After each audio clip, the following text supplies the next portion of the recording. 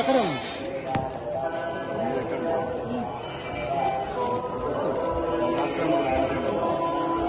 నా బస్ వస్తా sir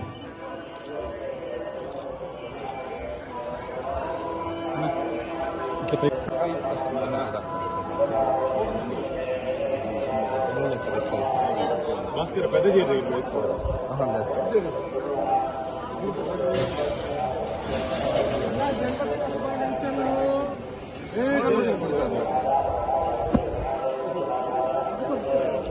photo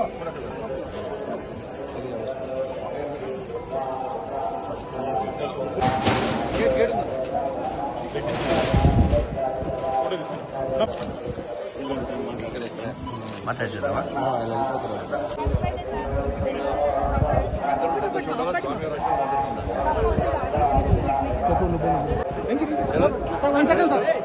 video దాటాకి తీసుకున్నారు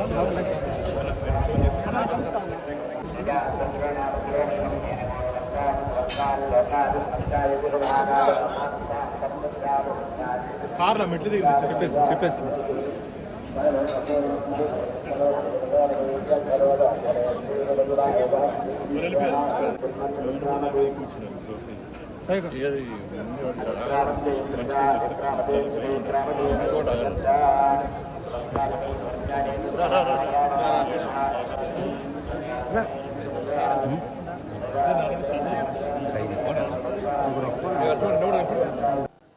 అందరికీ జై గోవింద.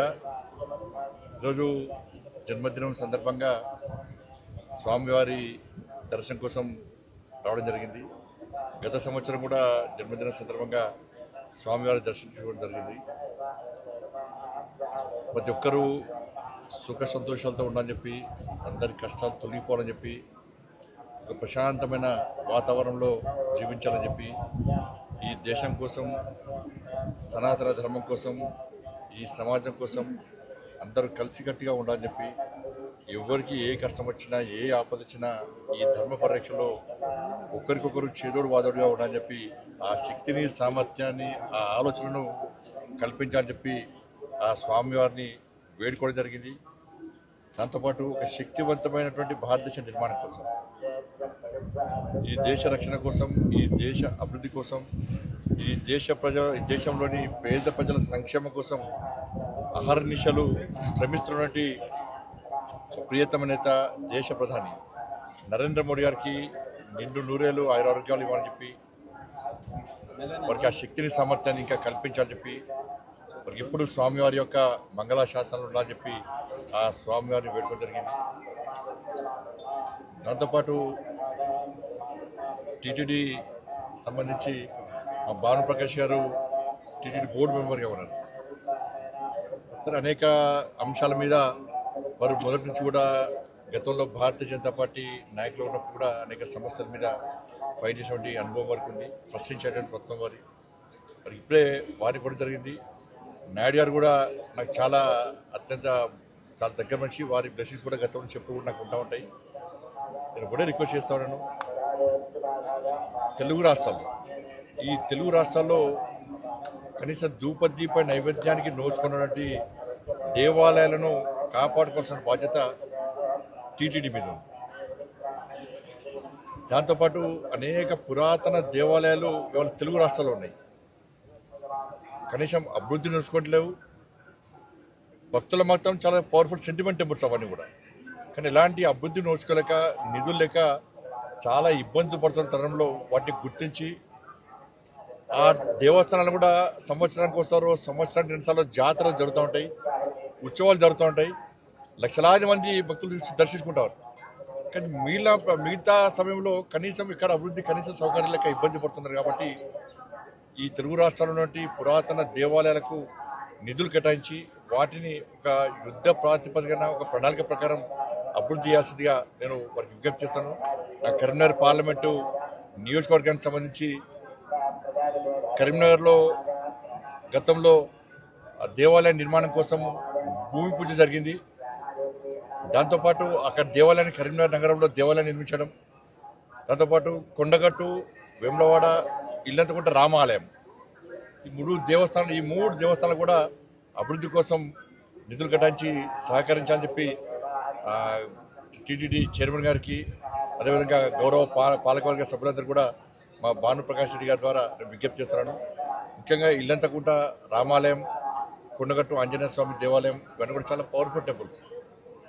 కాబట్టి ఆ నియోజకవర్గంలో ఉన్నటువంటి ఆ దేవాలయాన్ని కూడా నిధులు కేటాయించి కాపాడాలని మేము గుర్తున్నారు. ఎందుకంటే హిందువుల ఆస్తి. ఇవాళ ఇంత ఘోరమైన విషయం అంటే నిన్న నేను కాటేజీలో ఉన్నప్పుడు ఒక ఉద్యోగస్తుడు వచ్చిండు.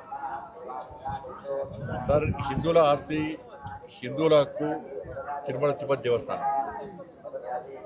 ఇవాళ మనం కింద నుంచి పైకి స్వామివారిని దర్శించుకోవాలంటే ఇతర మతస్థులు కానీ ఇతర దేశస్తులు కానీ ఒక డిక్లరేషన్ ఇచ్చి పైకి రావాల్సి వస్తుంది. స్వామివారి విశ్వాసం నమ్మకం ఉంది అని చెప్పి ఒక డిక్లరేషన్ ఇచ్చి రావాల్సి వస్తుంది. ఇది గతం నుంచి జరుగుతున్న ఆనవాయితీ. కానీ దురదృష్టవశాత్తు ఏంటంటే టీటీడీ ఈ దేవస్థానంలో దాదాపు 1000 మందికి పైగా ఇతర మతస్థులు. స్వామివారి మీద విశ్వాసం నమ్మకం లేదు, హిందూ సనాతన ధర్మం మీద వారికి ఆలోచన లేదు, ఆ సనాతన ధర్మాన్ని కాపాడాలి, సనాతనానికి అనుగుణంగా వ్యవహరించాలని చెప్పి ఆలోచన వరకు లేదు. అటువంటి ఉద్యోగస్తులకు, అటువంటి వ్యక్తులకు టీటీడీలో ఉద్యోగాలు ఇవ్వడమైంది, వాళ్ళు ఇంకా కొనసాగించడమైంది. ఎప్పుడో ఒకసారి మార్పు జరగాలి. అరే గతం నుంచి ఉన్నారు వాళ్ళు, మేము ఏం చేయలేమంటే అది చేతకాంతనం అవుతుంది. నేను భానుప్రకాష్ రెడ్డి గారు చెప్తున్నా, పాలక వర్గానికి నేను ఘాటుగా చెప్తున్నాను, ఇటువంటి పద్ధతి మంచిది కాదు. మీరు ఎంత అభివృద్ధి చేసినా, బయట భక్తులకు అన్ని సౌకర్యాలు కల్పించినా కూడా ఇతర మతస్థులు ఈ దేవాలయంలో ఉండడం వలన వాళ్ళ ఆచార వ్యవహార విషయంలో చాలా ఇబ్బందులు వస్తున్నాయి. అది బయటికి రాకపోవచ్చు. ఏదో సత్రం కాదు ఇది, అన్ని మతాలకు ఇవ్వడానికి ఇదో సత్రం కాదు. చాలామంది అర్చకులు కానీ ఈ సనాతన ధర్మం మీద ఆధారపడిన ఉద్యోగాలకి చాలామంది ఇబ్బంది పడుతున్నారు.